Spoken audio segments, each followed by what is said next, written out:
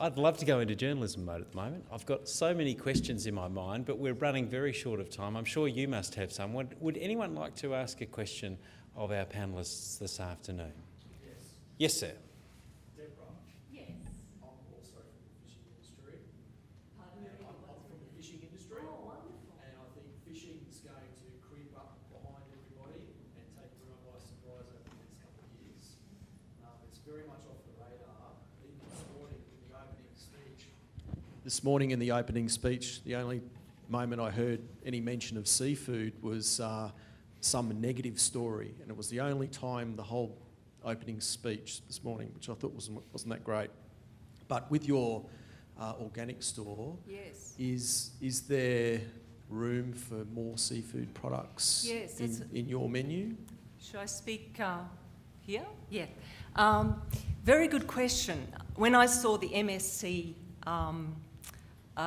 logo, we actually stock, would you believe, tinned fish, which is MSC accredited, and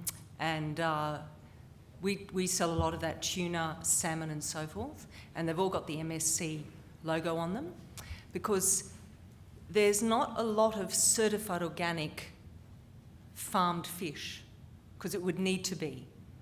You can't have certified organic fish, you know, from the ocean. But we look at, we like to stock products that, when it comes to fish, it's that grey area. So what comes into play for us is what we call the Ray-worthy system, you know, that we would then evaluate it. For example, we are stocking Canadian wild salmon. We do not stock, sadly, Australian salmon because it is farmed, and we looked into it and we were not happy with what we found out from that. I don't like saying that, but that's because I'm a proud Australian, but we stock a Canadian salmon, which is a wild salmon, and we're happy with the methods by which that fish is being being caught in the estuaries of Canada. Now, so to answer your questions, we would certainly look at it. Now, another question up here. Could I just ask you who you are and where you're from? Kate Mason from Western Australia. This question is for Wendy. I've just completed a Nuffield scholarship, and I suppose a large part of it was looking at educating the consumer. One of my meetings in Canada, a guy pointed out a really relevant point. He said there are too many with a vested interest in confusing the consumer, which I think that force is quite a lot larger than those of us that want to educate the consumer. And also, I've just found that a lot of the certifying bodies are just another with a handout in the supply chain. So can you clarify your question? How can we make it clear? Like, have you got any kind of idea how we can? So my suggestion is that I think around things, organic's a great example of something where we need a standard. So I think Deborah said there's 5 different certifying bodies, 6 different certifying bodies in Australia alone. And as she mentioned, I mean, this is just a great case study. You know, you go to a farmer's market and all kinds of things are labeled organic, yet the people that are getting products certified incur extra costs usually, yet the premium for certified organic versus products sold as organic isn't necessarily different. So I would argue that as a country, we need to do things similar to how the EU and the United States probably as well, in terms of production and process attributes like organic, like free range, these production methods that do incur extra costs, that we need to set a standard. That's not saying we need 20 certifications. That's actually the opposite of what I'm saying. I'm saying we need a standard so that there's one certifying body that approves different certifiers, and that organic means one thing only, that to have something certified organic, it means X, Y, and Z. Now, again, I was really involved with developing organic, free range, and looking at what, from the consumer standpoint, around what consumers wanted, and then working with industry. And it's a really contentious issue, particularly for something like organic, where there's a lot of investment already. So it's not going to happen overnight. But the only way to solve it is standards, not more certifications, standards, a standard. Now, another question up the back. If I can just ask you who you are and where you're from. Daryl D'Souza from Australian Pork Limited. A question for you, Trent. I think you said the power is now moving to the grower. Can you please clarify that? Particularly in horticulture, I'm not familiar with the pork demand chain, but particularly in horticulture, there's a rising need, particularly in Asia, for anything from cherries to fruits to from a production perspective. As a grower, all of a sudden we've got options. So next time Woolworths or Coles says, I'm going to pay you this much for your punnet of cherries this week. Okay, well, I'm sending it all to Korea because they're paying me $1 more. All of a sudden we got options. That's really was my main perspective. Now, another question right up in the middle here, if I can get the microphone over there.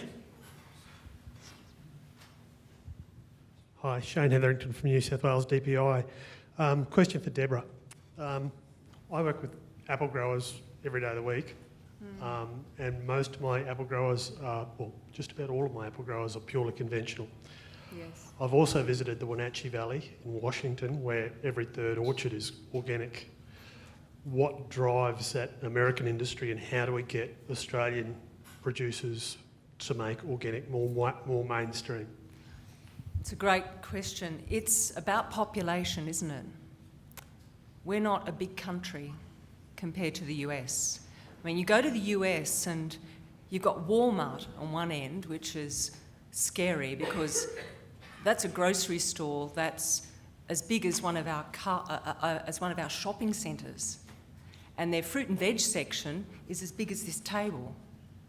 So all the food in that store is dead food, And then on the other end of the spectrum in the US, you've got the whole food concept, which are these hundreds of stores around the US, which are they're like our stores, but they're probably more in the grey area because they do a combination of non-organic and organic.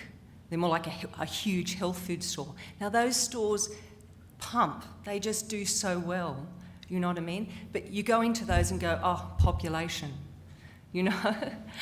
So they've got that advantage. I think it's education.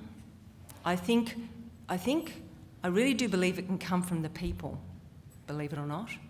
The drive is coming from this groundswell from the people. And we see that in our stores, that they're as they learn more, they're demanding more. And there are growers, like I said, a lot of our growers that we deal with were non-organic farmers. So there is this big swing towards them going over to not using chemicals, They don't want to be spraying chemicals for their workers and for themselves. They don't want to live in that environment. And at the end of the day, we know our beautiful Australian farmers, they care for the land. They do. And they want to find solutions, but a lot of them just don't know how to do it, And of course, they want to also know that there's a market where they can sell their product. So it's that we're seeing growth. It just can't happen fast enough, I agree. Now, one last question, because we're starting to go into afternoon tea, unfortunately. Oh, mate, we'll see how we go. Let's see how quickly this one goes. Hi, Deb Kerr. I'm also from Australian Pork Limited. Deborah, I've got a question for you, or really asking you for a comment. There's a real tension between the organic industry and the ideal to feed 9 billion people by 2050. And, with the push and your comments around trying to expand organic, I'm just wondering if you'd like to comment on how we can do that when we've got 9 billion people by 2050 to feed. Yeah, well,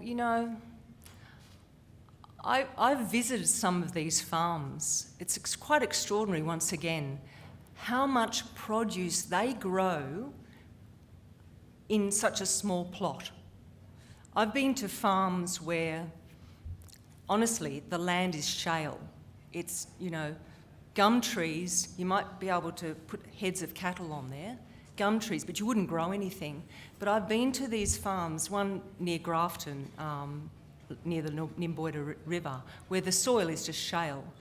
But over 5 years, this farmer has produced the most extraordinarily rich patch of earth where he's growing the most extraordinary volume of produce. So I believe it is possible. You know, it's very possible. It's all about where the money is, I suppose, isn't it? You know, there's a lot of money in chemicals. One last question. Michelle Gapes, I'm from the North Coast but come from a long line of orchardists.